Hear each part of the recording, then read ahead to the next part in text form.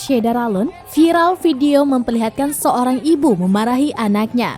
Hal itu diduga lantaran sang anak diajak minum minuman keras atau miras di sebuah acara hajatan.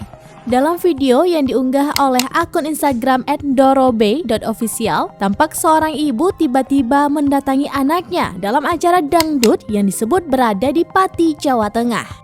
Akun tersebut menjelaskan seorang ibu turun tangan mendatangi acara dangdut dengan nada marah besar karena anaknya diajak minum minuman keras. Ibu tersebut merangkul putranya yang diduga dalam kondisi setengah teler usai mabuk miras. Sembari merangkul, ibu tersebut juga memberikan wejangan kepada anaknya. Akan tetapi, sang anak justru mengamuk sebelum kembali ditenangkan sang ibu.